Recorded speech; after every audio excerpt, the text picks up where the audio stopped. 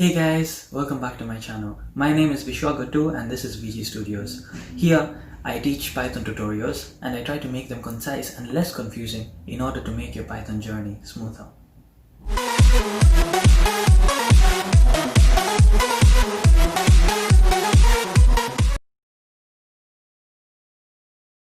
So far we learned about algorithms, variables, functions and strings. That marks good progress. However, today we shall step it up a notch and learn about the if statement. This is something that we've come across in the end of my last video and I really didn't elaborate on it. This is an example of a compound statement. The if statement is used to implement a decision in Python. It allows the program to carry out different actions based on the input given.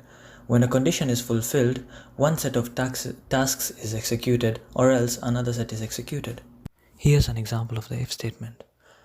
Let's say you want to determine whether someone has input an acceptable value of the radius of a circle. You can say, if radius is less than 0, print incorrect input.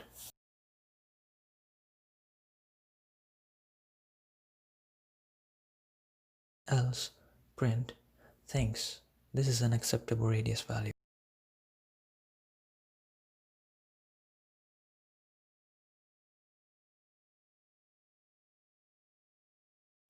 In the if statement, the two keywords are if and else. Only one of the two branches is executed in the statement based on the condition that the input fulfills. One thing to be noted here is that an if statement does not always need an else branch. Let's say you do not want to execute anything when the condition is not satisfied. You do not need an else statement in that case. For example, if radius is greater than 0, print thanks for entering an acceptable radius value.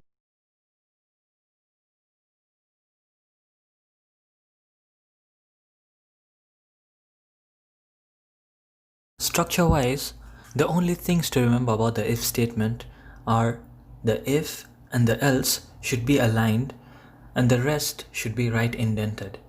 The if and the else are followed by conditional statements that usually contain relational operators such as less than, greater than, equal to, not equal to, and so on. The colon in the statement indicates that this is a compound statement. The statement that follows the colon is the branch that is executed if the condition above is satisfied. Now, let's try an example. Let's say that the taxes that you're charged on your income throughout the year is 10% if you earn less than $25,000 and 15% for more than that. So we should make a program that takes income as the input and outputs the amount of tax that needs to be paid. You can pause the video here and try and make this program yourself, and in a bit you can resume and I shall show you the solution.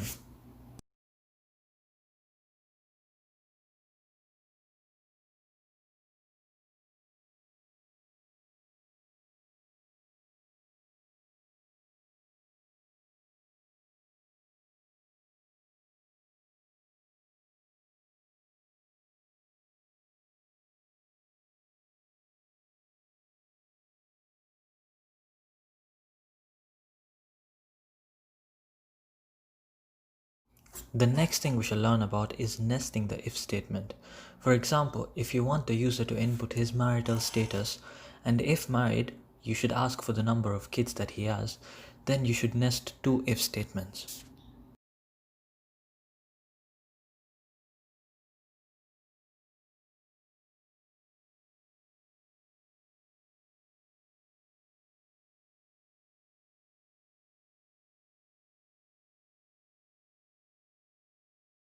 But let's say that you need more branches and just an if and else is not enough to house all the branches that you want to put in your if statement. You can do that using the elif statement. This does just what it sounds like. It's a combination of else and if. It can be used to add branches into the if statement.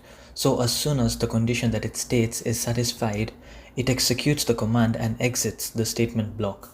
For example, if you're making an if statement to show what damage is done to a city by an earthquake based on the Richter scale, you can write the following if statement. In this statement, if the if condition isn't satisfied and none of the elif conditions are satisfied either, then the else statement shall be executed. Next is today's bonus section. Boolean variables and operators. A Boolean variable is usually referred to as a flag, meaning it can be either up or down. In this way, a Boolean variable can either hold the value true or false. There are two Boolean operators, namely AND, OR. They are used to combine multiple conditions. These operators are generally used in range checking. For the AND operator to be satisfied, both conditions must be true, and for the OR operator, at least one must be true. These are the truth tables for and OR operators while using variables a and b. So Boolean variables and operators are interesting, but how are they useful to us in coding? For example, let's say you wanted to know at what temperatures water is a liquid and what temperatures it isn't. You can use Boolean variables and operators to find that out.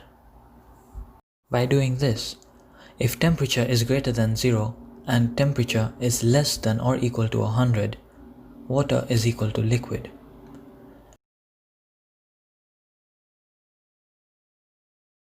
If temperature is less than or equal to 0, or temperature is greater than or equal to 100, water is equal to not liquid. So in this way, if the temperature is between 0 and 100, water is a liquid. But if it is less than 0 or greater than 100, water isn't a liquid.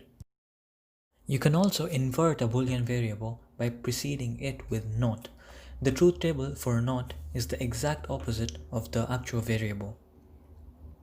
A simple way to express not while checking for inequality is not is equal to. You can say if A is not equal to B, so and so. And the same with B not equal to A or any other variables. So here's what we learned about today. The if statement, its structure, the nested if statements, elif in the if statement, Boolean variables and operators, and or operators, and finally the not prefix. So thanks for watching my video guys. Please don't forget to like, subscribe and share. Thanks.